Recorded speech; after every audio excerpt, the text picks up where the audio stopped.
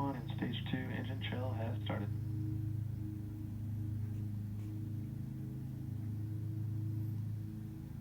We've heard the call out. Stage 1 engine chill has started. That's gone up to the crew so that they've got situational awareness. As I mentioned, the pre-valves are open.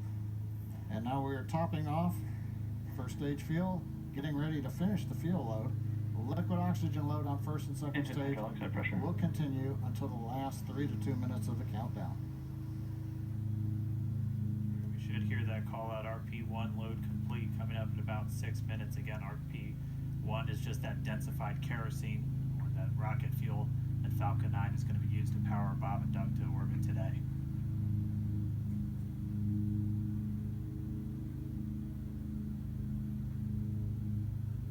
And stage 1 fuel is closed out.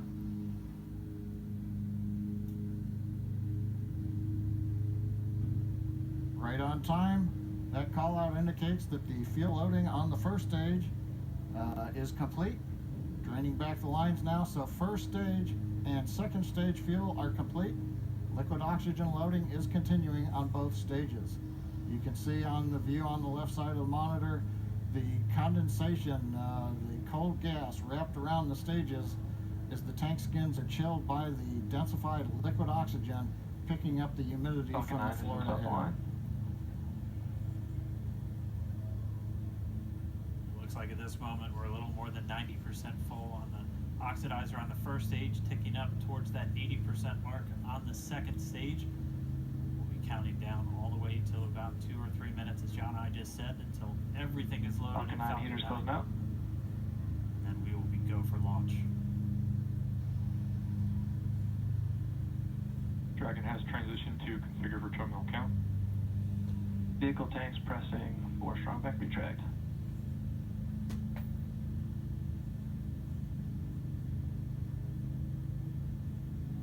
Pressurizing the Falcon 9 tanks, we're going to open the clamp arm around the second stage and begin to retract the Strongback. We'll move back about 2 degrees. That'll get us to the liftoff position. At liftoff, the Strongback will then recline about 45 degrees away. Started. Stage 2 RP1 lead. Launch director called out the Strongback retract has started. On the left, you'll see it go back just a couple of degrees. Stage 1 RP1 lead.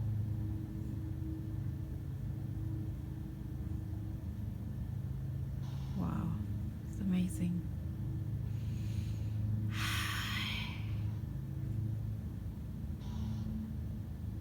We're just 4 minutes away from liftoff. Again, at this moment, Bob and Doug are really just laser focused on those displays.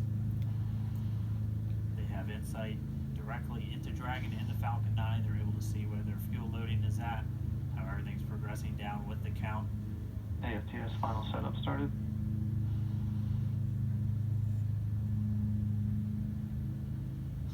Three and a half minutes from launch. And the Strongback is now reclining away from the Falcon 9.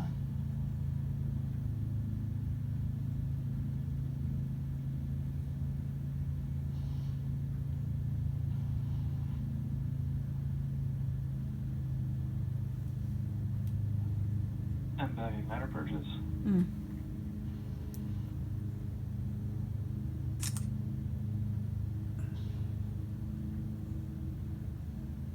I'll go lead. Dragon has transitioned to terminal count and is on internal power. Stage 1 LOX load closed out. Okay, we're at T-minus 2 minutes, 42 seconds. Stage 1 LOX load is closed out. Stage 2 will continue to load for about another half a minute or so. Once we get the completion of stage 2 LOX loading, we have to vent down the line, so you'll see another large white cloud coming off of the Strongback. That'll be normal. That'll happen around transitioning to T-minus 1 minute and 40 seconds. We're going on internal power now.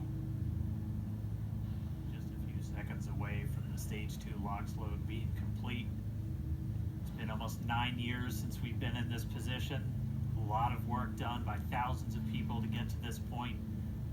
All our eyes focused on 2 now. Wow. So what is that? This water? Stage 2 lock flow is closed out. Propellant fills are complete. Oxygen, probably. Dragon is in auto idle. Stage 2 LOX load complete. All fuel, all oxidizer on Falcon 9. 1 minute 34 seconds to go till launch. Ground gas closeouts is starting.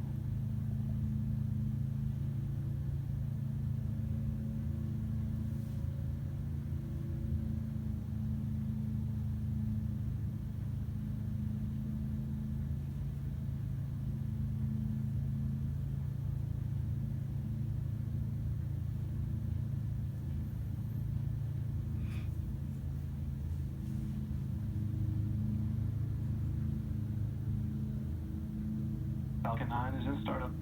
Dragon is in countdown. FTS is armed for launch. Wow. Under a minute now, the FTS, the flight termination system, has been armed. Dragon, SpaceX, go for launch. Good luck, guys. Good luck. SpaceX Dragon, we're go for launch. Let's light this candle. Oh. T-minus 30 seconds.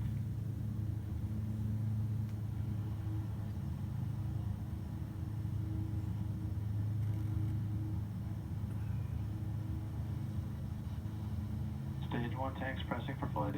T-minus 15 seconds. 10, 9, 8, 7, 6, 5, 4, 3, 2, 1. Oh my god. Oh my god. Ignition. Liftoff. Oh! Falcon 9 and Crew Dragon. Ah! Go NASA. Go SpaceX. Godspeed. Spot and dive. Oh!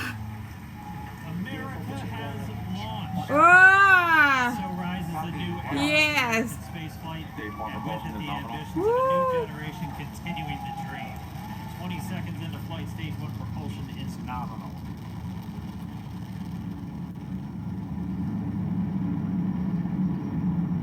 T plus 30 seconds into this historic mission. Wow. Flying crew on board Dragon and Falcon 9, and look at them go. Falcon power and telemetry nominal. M1D throttle down. We're throttling down to get ready for the period of maximum dynamic pressure. Whoa. We're in the throttle bucket. Wow. Reports say all systems are go. Vehicle is supersonic. We've exceeded Mach 1 on the Falcon 9. M1D throttle up. We're throttling back up to full power as we're through max Q. Copy 1 Bravo.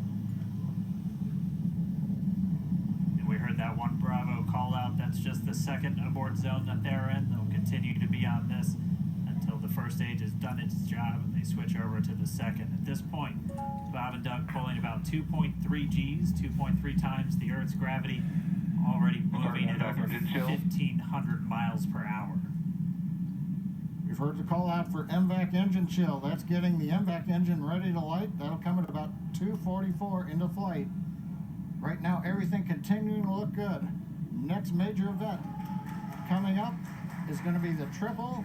We'll have main engine cutoff of the 9 first stage engines, stage separation, and then ignition of the second stage engine to continue to carry astronauts into orbit. Welcome to the space station. Thank you, Chris. It's good to see you. And welcome to Bob and Doug. I will tell you, the whole world saw this mission, and we are so proud of everything you have done for our country, and in fact, to inspire the world.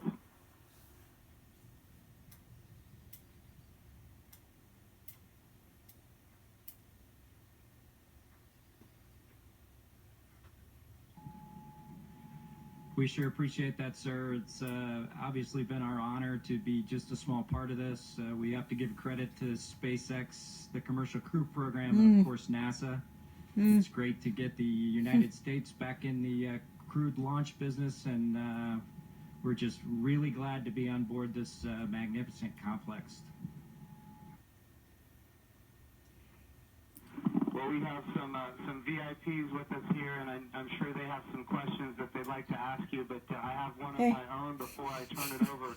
And I just wanted to find out if you guys got any sleep on your way up there the last, I'd say, I get 19 hours. Did you guys get any sleep? We're used to this. Of course we slept. Yeah, I think a lot of folks in Hawthorne were asking the same question, sir, but we did get probably a good 7 hours or so opportunity for sleep, and I did succeed at sleep, and Doug did as well. So the first night is always a little bit of a challenge, but the Dragon was a slick vehicle, and we had good airflow, and so we had an excellent evening, and just excited to be back in low Earth orbit again. Amazing. Well, one of the people that is here with us today is Senator Ted Cruz, and of course he's a huge advocate of America's space program, and he's been, somebody who has helped us so much as we transition from one administration to the next administration. And the reason missions like this can have success is because of continuity of purpose. And Senator Ted Cruz was a leader on a bill called the the NASA Transition Authorization Act. And because of that, we have had a lot of political support, and we're very grateful for his leadership. Senator Cruz, would you like to say a few words? Well, congratulations, gentlemen. The eyes of the world are upon you, and everyone is proud of you. All of America is watching you. And today and yesterday represent big, big days. We're looking at a decade since we've had American astronauts launched on an American ship from American soil. And I can tell you, I sat with my wife and kids in our living room watching on TV yesterday, and I suspect we did what just about everyone watching did, including both of you, which is held our breath as it took off. And we're glad to see you've landed safely. We're glad to see you've docked. And so let me ask you, that Dragon is an amazing vehicle. How does she handle?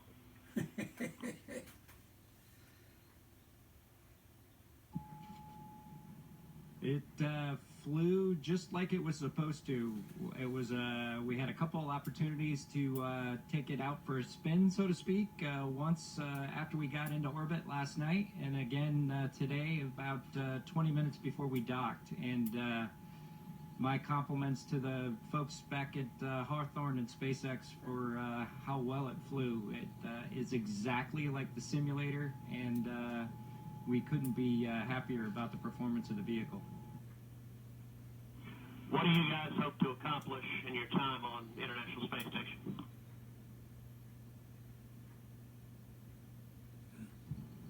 Well, while we're on board the space station, of course, with the new spacecraft, we do hope to put her through her paces, and so the good ship Endeavour is going to get a lot of checkout over the next week or two here, and hopefully we'll be able to declare her operational, and Doug and I will be able to take some burden off of Chris and his crewmates, Ivan and Anatoly, so that we can keep the space station operating at its peak possibilities. So we're looking forward to contributing any way that we can, and like I said, trying to keep space station as productive as possible.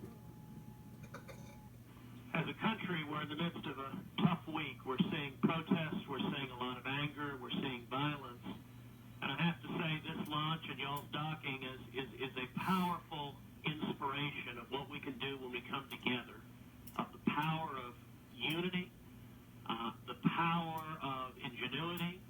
And so I guess the last question I would ask you is since you have the opportunity to address, in particular, all the young people in America, what would you tell them in terms of what we can do when we can come together?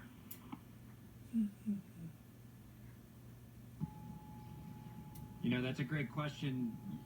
9 years ago, just about exactly 9 years ago, we docked with Atlantis on STS-135, the last flight of the Space Shuttle program, a 30-year program.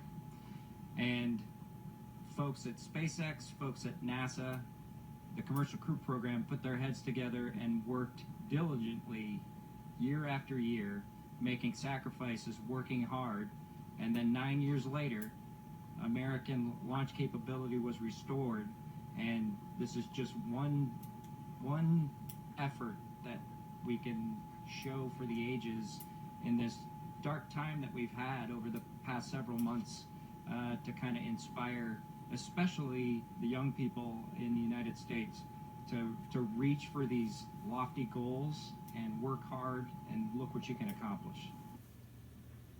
Thank you, gentlemen. God bless you. Thank you, Senator Cruz. We have another very special guest here that represents the Johnson Space Center. And of course, it's my good friend from the House of Representatives, Dr. Brian Babin.